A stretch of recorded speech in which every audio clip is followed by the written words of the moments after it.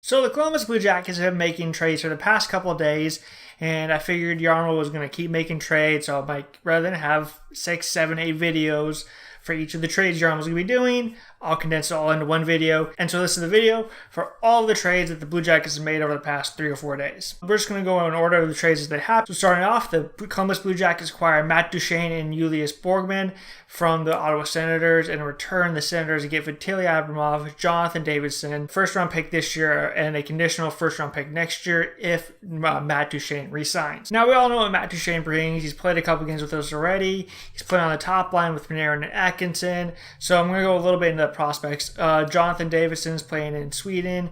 He's putting up some great numbers, and last year at the end of the season in the exit interviews, they asked Jarmo who is a player we should keep an eye on coming into next season, and he pointed out Jonathan Davidson. He told people to go and watch his highlight. He has a skill, he's got the ability to finish, he can skate really fast, and coming into this past training camp, he actually pushed for a job. He was one of the last cuts, so he's very close to the NHL, and he probably will make the Ottawa Senators next season. Vitaly Abramov is one of the ones that, out of everything that's happened, I'm the most disappointed to lose. A lot of people are like, oh, he's kind of a B prospect. I look at him as what Cam Atkinson was, a player that started in the AHL and just slowly got better and better and better. And he may never be as big as Cam Atkinson, but they're a similar type of player where they're both smaller and they both have the ability to score and make some plays. And I think he's highly underrated. And so I think Ottawa got a steal on this player. He's another player like Jonathan Davidson that is really close to making the NHL, and he'll probably make the NHL for the Ottawa Senators next season as well. The defenseman Julius Borgman, he is an AHL defenseman, but we have already moved on from him, as we'll find out a little bit. So moving on to the next trade, after the game against the San Jose Sharks, it's announced that there's a trade. Ryan Dzingel is coming back to Columbus. He played 3 years at OSU. And so he knows the city well, and has family in the area, so this is a good fit for us. He's the one that I most wanted us to get here at this trade deadline. He can play center, wings, he can score goals, he's really fast. He fits everything that we need to make a big playoff run, and I figured we can get him from fairly cheap, and we kind of did. We got him for Duclair, a second next year, and a second in 2021. The picks are whatever. We just seem to be giving them all out. Anthony Duclair, he has put in work this season. Tortorella challenged him, has pushed him, has commented a bunch on him. They have a really good relationship, even though most people think they don't.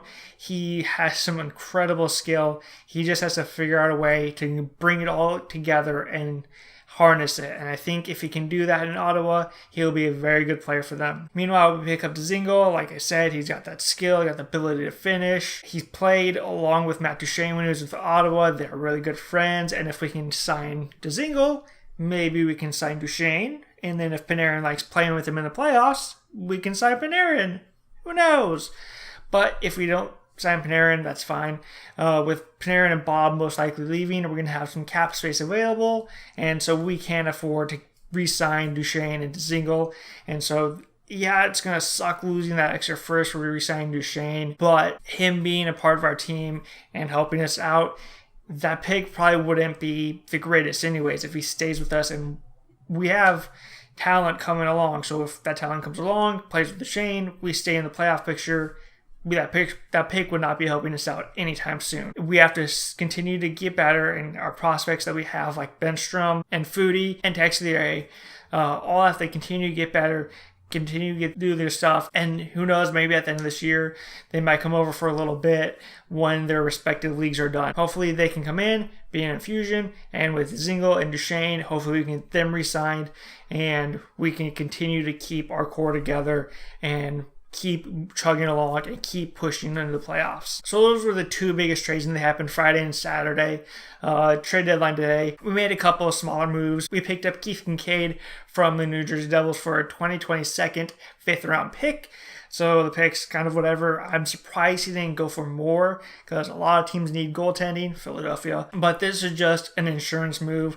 When I first saw it, because it was early in the morning, I was like, is Bob going? Is this the prerequisite to it? But then the more I thought about it, I actually woke up and went, okay, Bob, and you have Corby. If one injury happens, you can have a guy that played in the NHL recently, can win games, helped New Jersey get to the playoffs last year. If anything happens, we should be set there. And then we traded Julius Borgman, a 4th round pick this year and a 7th round pick this year, to the New York Rangers in exchange for Adam McQuaid. He's a right-handed shot defenseman. He's most likely going to be the 6th defenseman on this team, playing the right side. I'm going to guess with the Nudie, and he's going to be that shutdown guy, that mean guy in front. If you want to stand in front of Bob or Corpy or now Kincaid, have fun, you're going to get beaten. So now we have McQuaid doing that. We have Savard moving people out of the way. And we have Jones, Murray, Rinsky, and Nudie all have the skill and can move people out of the way. But they're more known for the skill. We got a couple of mean guys on the back end now. So with these trades, our roster has improved. We haven't given them too much. A lot of people are saying that we sold our future. But looking at the prospects we still have, we can still make moves, especially the deadline. And knowing Yarmo, he's not afraid to make moves.